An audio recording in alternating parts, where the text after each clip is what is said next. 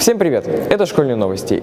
И с вами Илья Морев. Март – один из самых долгожданных месяцев года, ведь именно в марте появляется первое солнце, а значит наступает весна. Обновляется не только природа, но и состав нашего школьного телевидения. В этом выпуске вы увидите работу новых корреспондентов и операторов. Весной приходит один из самых нежных праздников – 8 марта. Мы узнали у учеников, что они думают об этом празднике. 8 марта все девочки хотят получить подарки, и мы решили выяснить, какие именно. Я хочу получить на 8 марта цветы. Ну, мне бы желательно какую-нибудь плюшевую игрушку. День спокойствия. С понимания от учителей, мир во всем мире, да и в принципе все. А теперь узнаем, как думают мальчики. Ну, они хотят получить много внимания и цветов, и еще различных вкусностей, сладостей. Конфеты. Я думаю, цветы. Скорее всего, деньги. Я думаю, они хотят получить конфеты Рафаэла и цветы, и всего хорошего. В этом году Международный женский день и Масленица объединились и прошли в один день. В школе было не до скуки. Помимо блинной ярмарки в школе прошел еще и масленичный квест. Репортаж по данному празднику подготовил Антон Кулешов, ученик 6 класса.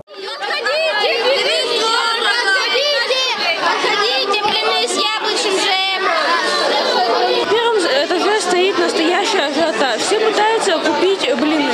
Сейчас мы тоже попытаемся это сделать. Сколько блинов стоит? Как обычно, ученики нашей школы подготовились к блинной ярмарке. Напекли блинов самых разных видов. И я, по традиции настоящего репортажа, все сам попробовал. Сгущенка! Как вкусно!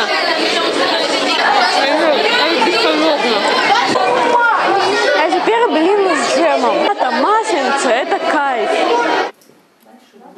В этот день блины можно было не только поесть, но и приготовить самим. И не дома, а прямо в школе.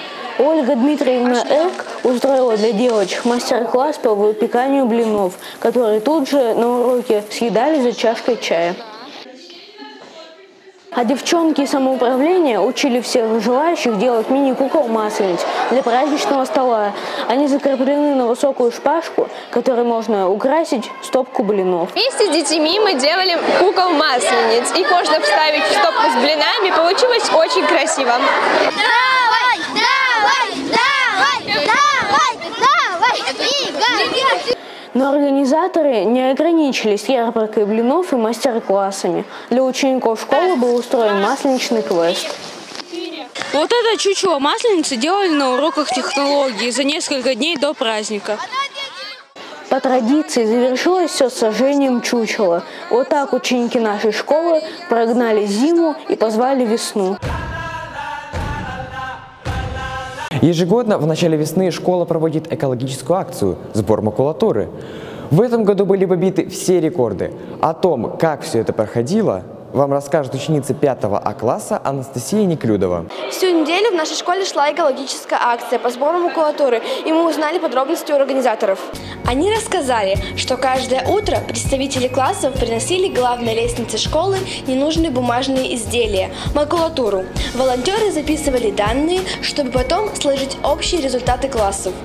Действительно, мы бережем природу, но есть еще один плюс, когда в производстве используют макулатуру, а не деревья, стоимость готовой продукции снижается. В общем зачете больше всех макулатуры сдал 4 А класс – 304 килограмма. На втором месте 6 А класс, ребята собрали 168 килограмм. На третьем месте 2 Б, у ребят в общем 100 килограмм. Удивили организаторов 7 В, который принес единоразово 94 килограмма макулатуры. Однако по итогам в тройку лидеров не попал. В личном зачете победителем стал ученик 2 Б класса Ванаканов Артем.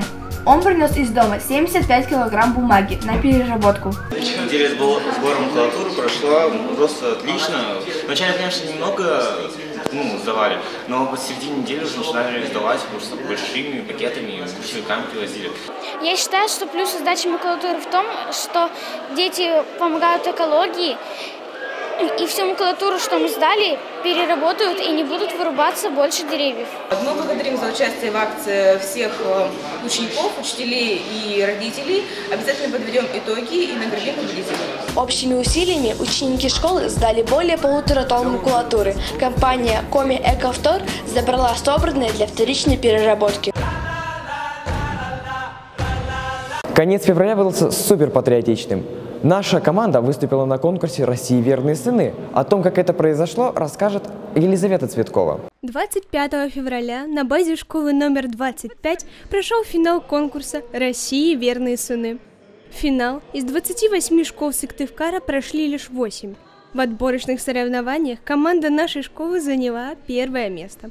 К слову, подготовкой ребят к конкурсу занимался учитель ОБЖ, руководитель кадетского движения в школе Зайцев Андрей Геннадьевич. С утра и до вечера ребята соревновались в стрельбе, силовых упражнениях, знаниях правил дорожного движения, туризме. Финальными испытаниями стали военно-прикладная эстафета и строевая подготовка.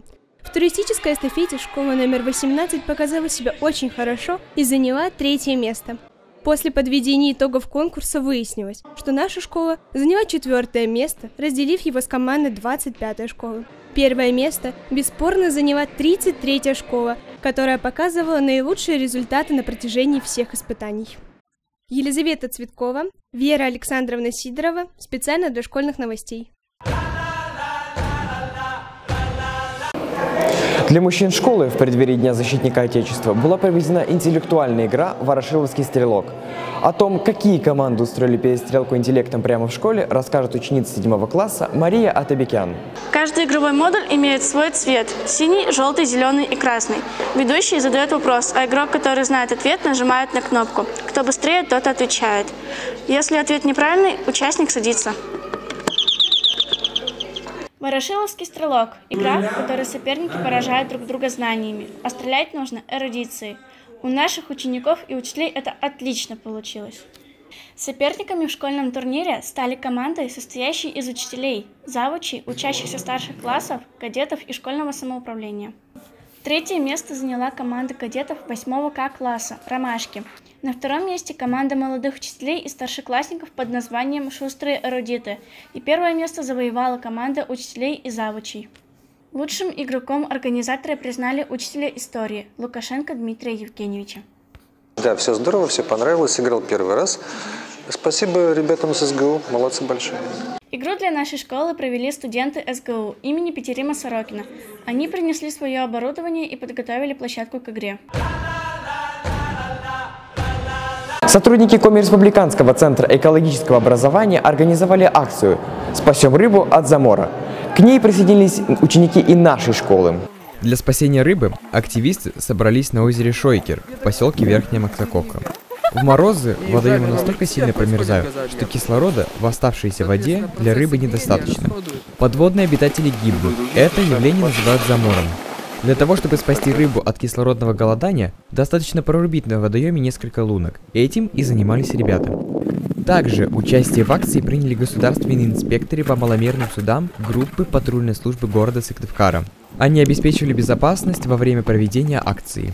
Специалисты ГИМС провели для учеников нашей школы небольшой инструктаж по мерам безопасности на льду, научив пользоваться спасательными средствами.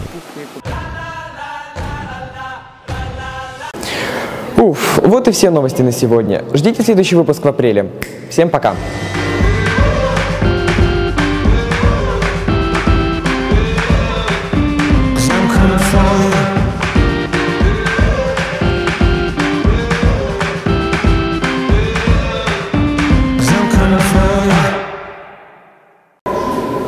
Забыл сказать, наше школьное телевидение ищет пополнение в наши ряды.